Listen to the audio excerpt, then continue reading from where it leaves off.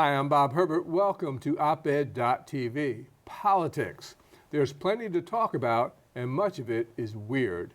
We are in the midst of a presidential election like no other, with Donald Trump facing 91 felony counts and Joe Biden, despite a strong economy, facing increasingly dismal results in public opinion polls. Both major parties are fractured, and Robert Kennedy Jr., who seems at times to be inhabiting another world, is mounting his own bizarre campaign for president. At the same time, despite all the hateful things Trump has said over many years, there are indications that African American and Latino voters may vote for him in larger numbers this time than in the past two presidential elections. Here to help me make sense of at least some of this is my guest, Christina Greer, a political science professor at Fordham University and an expert on complex matters of public policy and politics. Christina, welcome. Thank you. You are also, in addition to your professorship at Fordham, you're a Moynihan public scholar right here at our own city college at CUNY. Yes, first year. Welcome. Very excited. Thank you. So the truth is, I don't really like much talking about Trump, but this guy just, he never goes away. He's like a bad penny. Right. So he's facing these 91 felony counts that I mentioned, and a judge in New York in a civil case has already found that he fraudulently inflated his net worth to get better terms from banks and insurance companies. But none of this seems to hurt him politically. He's doing well in the polls. He's doing better than Biden in the polls. Do you have any thoughts about why this is the case? Yeah, in a lot of ways he taps into this id of the nation, and he excavates some of the worst basis feelings of a lot of Americans who've felt like they had to keep quiet, right? When he came down that gold escalator and he said Mexicans were rapists, right. There are a lot of people who don't like immigrants or feel there are too many immigrants, and he says it's okay to have those feelings. You don't have to live quietly. Remember, he kept saying he was the silent majority. That, coupled with some tax breaks for the ultra-wealthy, people who are aspirational voters who think that, those tax breaks will somehow assist them when, by and large, they haven't trickled down. But it doesn't matter. Donald Trump has been in our lives for several decades, whether you watched The Apprentice or Lifestyles of the Rich and Famous. Right. He gives this affect of winning. And I think a lot of working class Americans think that, under Donald Trump, we were doing so much better. Now, if you actually read the papers, you recognize that wasn't the case. Right. But he makes up his own reality, and he keeps saying it over and over and over again. And then, to paraphrase LBJ, my favorite president, he always said, if you can convince the poorest white man that he's better than the Negro, then you can pick his pockets all day long. And we've inserted, we can change the word Negro and insert immigrants or right. Muslims or black people or Latinos, whatever the group may be. And Donald Trump taps into that. And people are really excited about voting for him. They don't have that same fervor for President Biden. It's really strange to hear someone other than myself say that LBJ is her favorite president. Oh my goodness. He's clearly the best president of my lifetime. So, but anyway, Democratic Party basically shuns this guy. They're always singing the praises of Jack Kennedy, and they'll talk about Bill Clinton and Jimmy Carter or Barack Obama, but no mention of LBJ. You and I are not here today in these positions, if not for Lyndon Johnson. Well, and also we can look at what LBJ did to help sign the Civil Rights Act, the Voting Rights Act, the Immigration Act. There are triumvirate of acts that are being repealed one by one under the Trump administration and in smaller courts and state houses across the country by the Republican Party. So if we see them as a collective group of acts, that if one goes, essentially all of them start to crumble, we've seen this dismantling over the past few years. And so we have to go back to the principles of LBJ to make sure we fight for the Civil Rights Act, the Voting Rights Act, the Immigration Act, to say nothing of the Housing Act and his war on poverty. Right, and we should see them as all part of a piece. But in addition to that, the Voting Rights Act, I think, was the single most important piece of legislation, certainly during my lifetime, certainly since FDR. And there's no Barack Obama if you don't have the Voting Rights Act. No. And there's a reason why John Roberts and the Supreme Court and the Republican Party writ large have fought for so many years to dismantle the Voting Rights Act. And you're right, they're taking it away right before our very eyes. And when you take away the Voting Rights Act, you're taking away our civil rights and civil liberties. And we know that it has great effects on not just new Americans, but longstanding Americans as well. I mean, just last week we saw, more court cases taking apart small clearances within the Voting Rights Act. And so it's a larger threat to democracy, what has been happening. But I think that some of the gains from the LBJ era and the way he was able to push through policy that changed the face of the country for, at least 50 years. But now we've seen this slowly dismantling, and here we are. In addition to all the things you're talking about, which are so important, he also presided over a fantastic economy which boosted the standards of living for generations still to come. I mean, I understand, I am not trying to give him a pass on Vietnam. I mean, I was in the military in the mid-1960s, so I know all the stuff that was going on. But still, a little recognition from our man would be nice. Well, I tell my students, every student has to have a favorite president. And and then they have to have a favorite living president, a favorite deceased president. But your favorite president, the reason why I have them do that exercise is to recognize that no person, no man, no president is perfect. And so you have to sift through their record to sort of see, who do I closely identify with? Some people like FDR. It's like, well, FDR, yes, we have, the New Deal. FDR also gave us, Japanese internment camps. So he also, excluded black women from much of the New Deal. I mean, there's so many pros and cons to every single president. People love Barack Obama. He didn't close Guantanamo Bay. I mean, the list can go on. And so I agree. Just a holistic picture to still choose someone who you personally identify with. And for me, it's Lyndon Baines Johnson. And the older I get, the more I understand that everything is complicated. Everything is.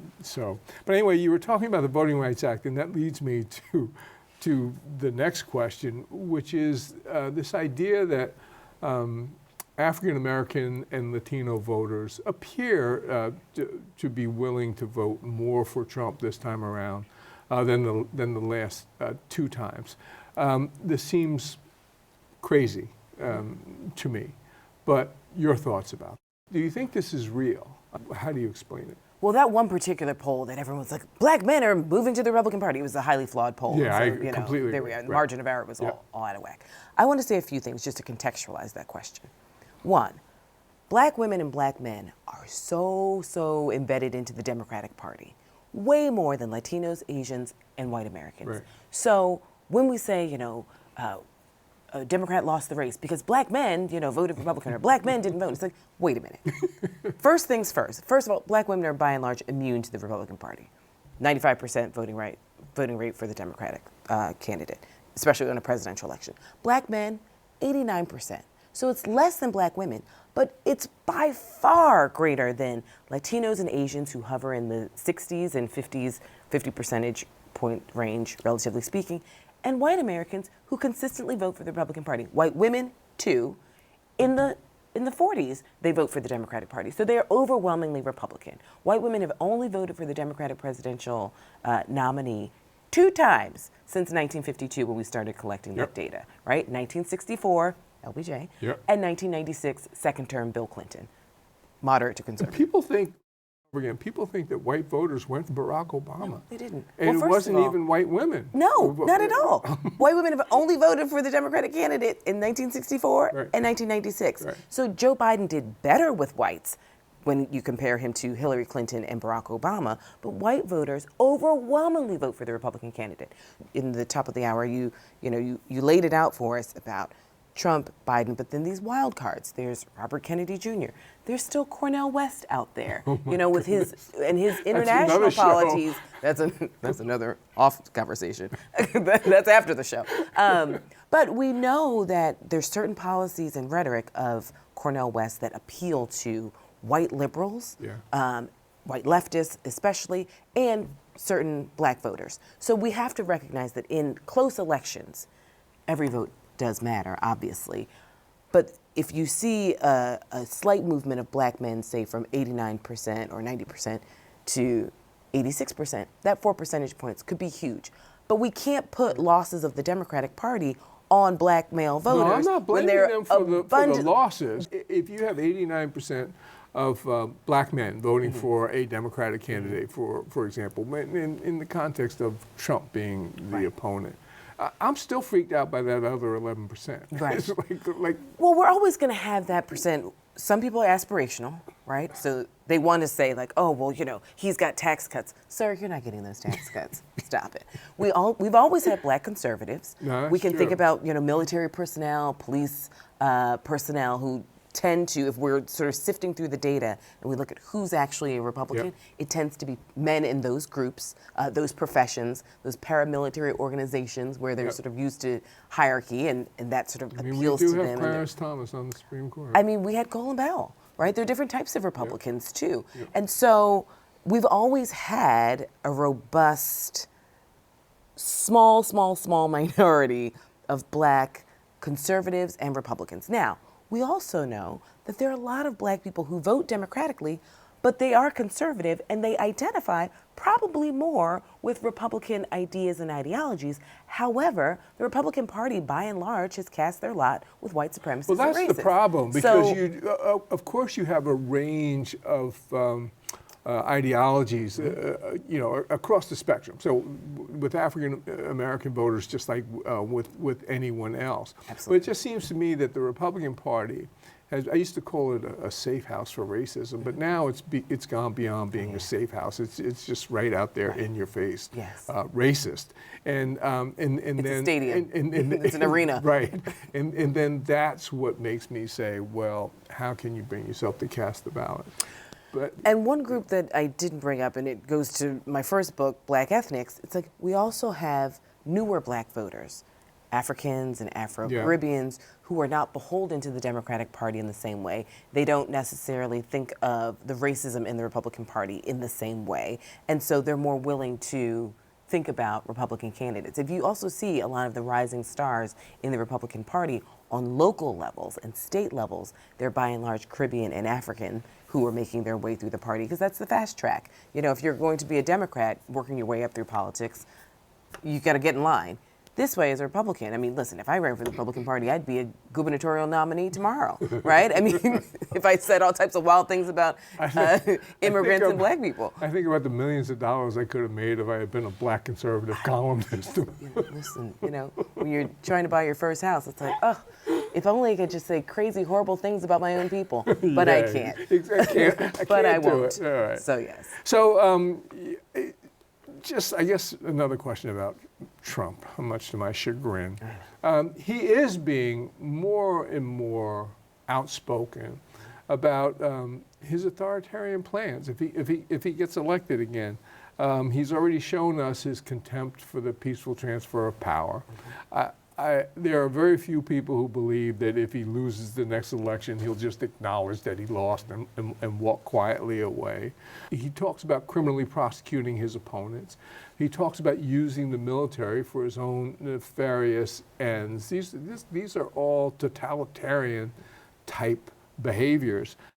We will use all necessary state, local, federal, and military resources to carry out the largest domestic deportation operation in American history. Why do you think, since he's been so clear and open about it, why do you think this has not sparked more alarm, both in the media and among the general public? Well, we've got to put people in different buckets, right? The first bucket are the people who like it. Yeah. They support it. They think, you know, this country is too many immigrants. Yep. We had a 2-term black president. There are too many women in power. They want things to go back to the good old days. And that's what Donald Trump is promising, right? That's one. The other bucket are people who, well, he just says it. He doesn't really mean it. So they are just willfully ignorant. They refuse to recognize January 6th as something that really happened. They refuse to recognize, and this to me was quite alarming, when he didn't attend the inauguration of Joe Biden. Isn't That that to something? me was the first Right. time in history where a healthy president, I mean, in body, not mind, but a healthy president Right. could have and should have attended an inauguration, and he chose to sit down. Hillary Clinton even went to the inauguration of Donald Trump. You know, I mean, this is... We've seen many We've of them where seen it was it. incredibly Listen, painful. George bitter H.W. Bush campaigns. went to Yeah. Bill Clinton's inauguration. Yeah. It's like, it hurts. but it happens. Jimmy Carter was there, presente, for Ronald Reagan. And so that should have been an indicator. So there's so many people who also don't understand the capacity of this man, and they don't understand history, right? They don't understand, like, we wag our finger around the world, African nations, Asian nations, about what they've done and haven't done. Recognize it is happening here, right? Read a book. It is absolutely happening. And then I think that last category is just the group of people who think, well, it'll be fine. It'll work itself out. I'm doing what I'm going to do, but I don't want to talk to my uncles or my aunts or my parents about it because, I'm voting the right way. Right. And so they can pat themselves on the back and wear pink hats and do all the things, but it's too late, right? The hard conversations that many African Americans have had to have, that many groups of color have consistently had to have, we've always had them. Democracy is an active process that we have to consistently work at because we know all of our gains are borderline brand new. Black people have only been voting under the full account of the law, and that's with an asterisk, for barely 50 years, and we've seen how that's rolled back. So I think a lot of white Americans actually don't understand the real threat, not just to the country, but to their lives as well. And I think some people are starting to wake up when you look at, he promised a conservative court, he got the conservative court, that court overturned Roe v. Wade, and now we have states trying to sort of bring back provisions for a woman's right to choose. Let's leave abortion off the table. This is a conversation about a woman having autonomy over her own body. And I think some women are starting to wake up to that, like, oh, he promised this, and he delivered on that promise, and now look at my life. I think a lot of people also thought a lot of the things that Donald Trump was talking about wouldn't ever really trickle down to him or to them. I know this election will be decided in a handful of battleground states, but do you think overall a majority of women will vote for Joe Biden this time around? We got to dissect women. So a majority of white women, absolutely not. They haven't. They haven't shown that that's the case. Now, will it be a matter of certain states that have abortion or a woman's right to choose on the ballot? Will we see more participation and possibly that will help Joe Biden? But I don't see white women by and large voting and I should for... have made that clear in the question. I mean a majority of white women. Right, because I was like, black women are, they're locked solid. Yeah, even though there's certain black women who are very disappointed with certain international policies of Joe Biden. I don't think that they would ever move over to the Republican Party, but abstinence is a choice when it comes to the ballot box, which does worry me about black women in battleground states. But white women in battleground states, I think if abortion is a measure on the ballot, then we might see increased numbers for Joe Biden. But if it's not, I think that we see the status quo where white women vote for the Republican Party, as we've seen since 1952, with those two exceptions. Now, I think that Biden has done a very good job as president under extremely trying circumstances in Congress and elsewhere. But the public doesn't seem to recognize that. He's obviously not a very popular guy. The most common complaint about him is he's too old. Joe Biden is not a young man, and in many ways he shows his age. My question is really about that issue. How should we think about age and very important public figures, people right at the top? Supreme Court justices are appointed for life. I personally think Ruth Bader Ginsburg stayed too long. Some of our major leaders, I think of Nancy Pelosi, who I think has been the most effective Democrat of the 21st century, but Nancy Pelosi, Bernie Sanders, they're up there. Do you have any thoughts about age and public figures? Which, by the way, Biden is only a few years. He's 4 years older than Donald Trump. That's it. Trump, right. But he feels older. Yeah. And that perception and reality are two different things. That's right. I talk to young people all the time. Now I recognize that, in my mind, I'm still young people, but not when you are talking to 19 and 20-year-olds. I remember I remember being filled with chagrin at turning 20. And two, I really remember how hostile we were to people who were 30 and older. Right. I mean, we had a whole show called 30-something. Those people seemed ancient. And technically I was born in the 20th century, unlike my students. And my students, my New York students, weren't even born during 9/11, just to give a little context of who I'm teaching now. Right. So Joe Biden not only is just 4 years older than Donald Trump, but he feels much older than Donald Trump. when we look at our leadership, the reason why I'm trying to inspire a lot of my students to run for office, whether it's city council or really think about state house offices that, lead into other offices, is because so much of our leadership, just say, let's look at Congress. For example, we've got septuagenarians and octogenarians. You mentioned Nancy Pelosi and Bernie Sanders. Great leaders, obviously. Maxine Waters you can put in there. 100%. You can put it in so many. Elizabeth Warren, octogenarian, septuagenarian. We've got so many 70 and 80-year-olds where it's like, let's talk about baton passing, right? Barack Obama in some ways was a total fluke. Yep. The 44-year-old. Yep. I mean, we can sometimes say, what were we thinking? 44 years old. We lucked out, but my word. So where is the bench for the Democratic Party? And I know that there are a lot of people in the wings, but when are they actually going to get the ball, right? When are they actually going to be given the opportunity to move the party forward and hopefully bring in some younger people? We see how Alexandria Ocasio-Cortez motivates young people to think about politics. She's on TikTok, she's on Instagram, Yep. She's making it accessible, right? She's asking her voters, but also just people in the interwebs, like, what committee should I try and get on? Where should I live? These are the sort of interactive ways we've never seen politicians behave before, not even in my lifetime, but younger people want that connection. They're tired of sort of what they perceive as just old people and corruption and sex scandals and money scandals. No offense to Bob Menendez, but he's sort of like the quintessential stereotype of what an older politician that is looks a like. problem. If you have a range of people behaving in ways that you don't want them to behave or that they shouldn't behave, that does make a difference. Well, it turns students off. It Yeah. turns young people off from the whole process, right? Not just voting, but for me, it's really important that they think about seeing themselves run for office as well. I agree. Why do I multi-stage. want to be part of that? It's a cesspool of degenerates, right? We should it's not mention the that case. Nancy Pelosi has made an effort to have a transition to a new generation in the House of Representatives. Right. So that's a good thing to pay attention to. It's a very important distinction. And then we have New York to thank for the reason why Hakeem Jeffries isn't the House Majority Leader, right? We didn't do our part on You statewide keep level. coming up with things that need to be in We have our own another show. show entirely. We just need to have like the after party because that show. makes me it crazy. makes my blood boil. Oh my goodness. But it also is a reminder that no states are solid blue states or red states. Every state is up for grabs. So this is pure politics mixed with a lot of other stuff here, so I guess it's not pure politics. But I want to talk about the idea that a lot of Democrats want a different candidate for president this time around than Joe Biden. So they would like to replace the Biden-Harris ticket with another ticket. Ordinarily, that's what a democracy is all about, and that's why you have primaries and that sort of thing. You get to pick your leaders. But if we're going to replace Biden and Harris as candidates this year, there are all kinds of implications involved, and none of them seem that great to me.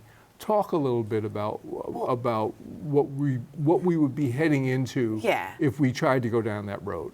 First of all, we're not going down that road, unless there's something catastrophic. But that's not a road that the Democratic Party is entertaining. It doesn't make sense to entertain it. I think their argument is Joe Biden has enough greatest hits where we're going down this road. This team has worked. Right. Now, let's be clear. Nikki Haley said the quiet part loud, and this is a concern for certain Democratic strategists. Nikki Haley's comment was, a vote for Joe Biden is a vote for Kamala Harris because he's old 81, and so basically, if you vote for this man, you're voting for a black woman, right? You're voting for even though she's a child of immigrants herself, but you're voting for a child of immigrants, right? You're voting for this black woman who will be a leader. It's bad enough that you had a black man, but a black woman, and we know that this country has a hard time voting for women at the top of a ticket. So is that a concern? Which Nikki Haley is going to find out she becomes. She will quickly find out, right? All the Confederate flags supporting won't save her. So is it a concern? Sure, right? Are there going to be people who probably abstain, right? Who are disappointed with Joe Biden, whether it's domestic policy or international relations, or Biden has the same issue that Obama had. He doesn't articulate his wins. He's got hits on hits on hits. Most people don't know them. So most people don't feel it. So the reality of what Joe Biden does isn't the perception of what people are feeling. And there's been a lack of a link between the work that's been done in the Biden-Harris administration and how people feel, right? This Thanksgiving, gas was cheaper, food was cheaper. Well, people don't really feel it, so I can give you all the data and the stats, but it doesn't matter if the perception is things are going in the wrong direction. So, that being said, if you wanted a Gavin Newsom, who has his own bag of baggage, if you wanted a Gretchen Whitmer, who by and large is doing amazing things in Michigan, but also is a woman, and we know how people feel about voting for a woman at the top of the ticket. And I think that she's a real comer, and I She's would a be star. happy to see her plunge star. into it. Right. But that was a conversation that would have and could have been had in 2022, 2021. That horse has left the barn, and we got to play the cards that we have. And these the folks cards that are you're Biden talking Harris. about are young enough Yes. that they'll be fine next Exactly. time around. No Exactly. problem. Next time around is what we're going to have to wait for because we've run out of time. This time around, once again, we had trouble finding something to talk about, Christina. Thank you so much. My guest has been Christina Greer. I'm Bob Herbert. Thank you for watching, and we'll see you next time.